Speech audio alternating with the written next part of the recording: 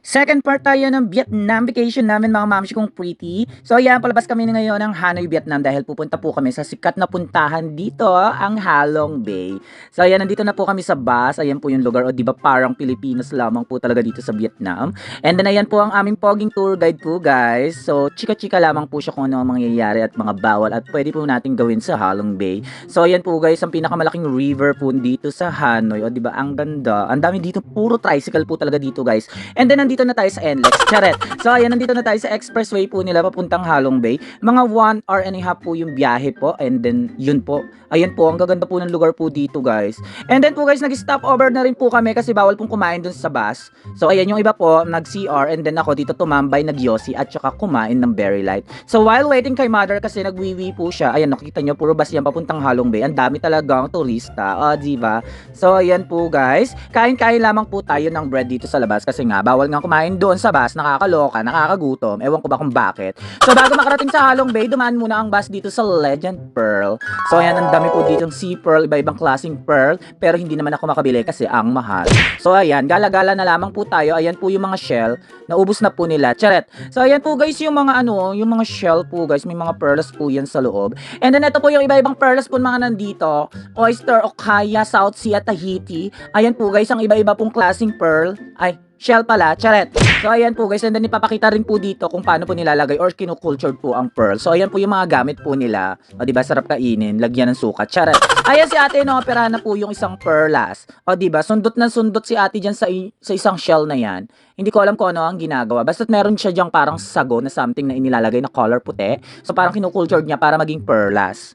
So ayan po guys, ayan no, kalikot-kalikot lamang po si ate and then nilalagay na color red, tapos susunod yung color white. So mamaya makikita po natin diyan na mas maigi.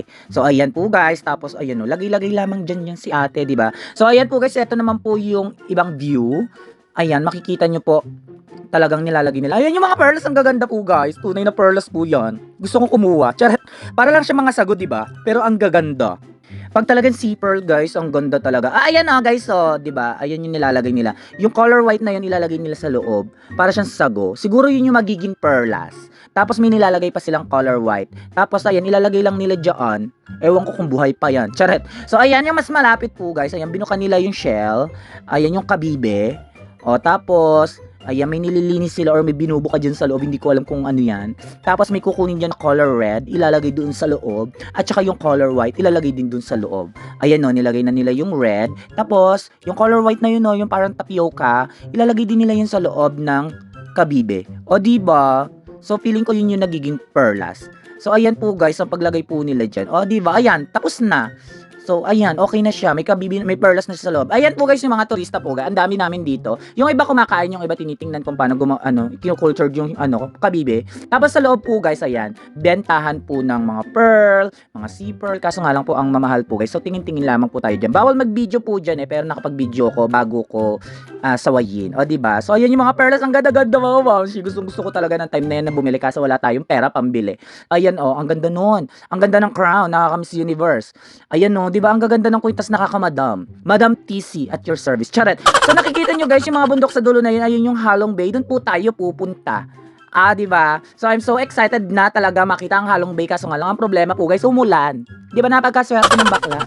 Umulan ng bongga. Hindi lamang talaga ambon, ulan. Para siyang bagyo. So ayan po guys, malapit na kami dyan sa Halong Bay po dyan, pero umuulan, pero laban pa rin po kami.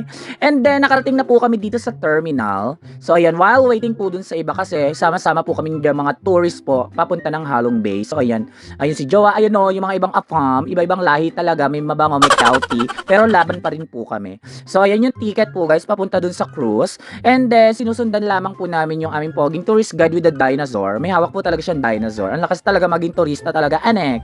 So ayan, walk lamang po kami with the apam chikels.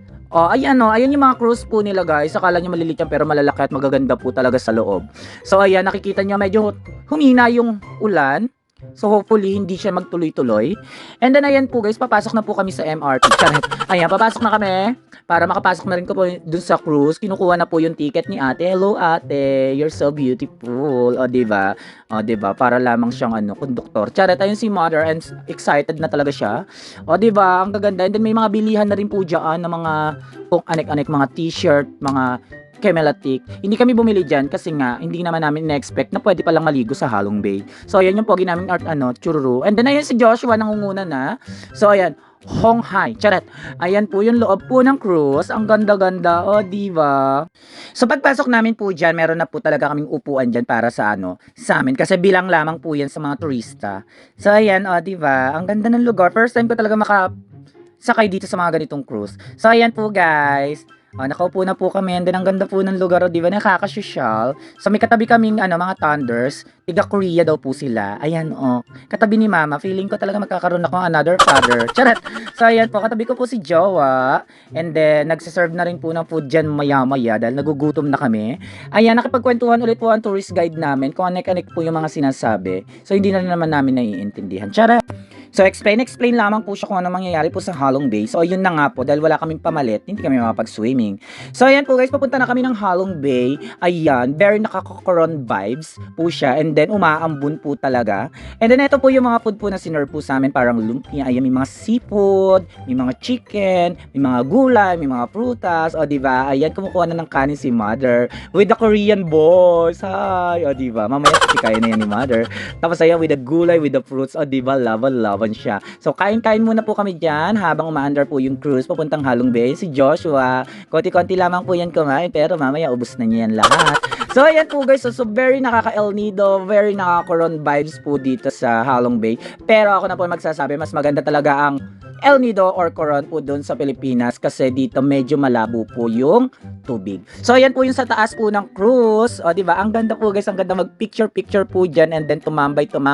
So, ayan. Nag-picture-picture na rin po kami habang wala pang pong ulan. So, baka umulan. O, diba? Pa-cute pa ang Joshua. So, ayan po guys. Picture-picture lamang po kami dyan with the Vietnam flag with a little star, starry night. Charet. So, ayan. Ang ganda po ng lugar. O, diba? So, nakaka-relax. So, mamaya, pak, ganda-gandahan. Tapos, ayan po yung mga kasabayan po namin. So, guys, ang dami pong cruise na may swimming pool pa. Pero, yung pinuntahan namin or yung sinakyan namin, walang swimming pool. Ang sad. So, ayan po, guys, pak, nagpipicture pero malakas na po ang ambon dyan, mga mamshi. Ang lakas na talaga ng ambon dyan. Hindi ko pak, nakikita nyo po yung dyan yung hangin. Umbang na dyan. Nakababa na po kami sa first destination namin dito sa Halong Bay. Magkikave po kami sa part 3 na yun. Bye-bye.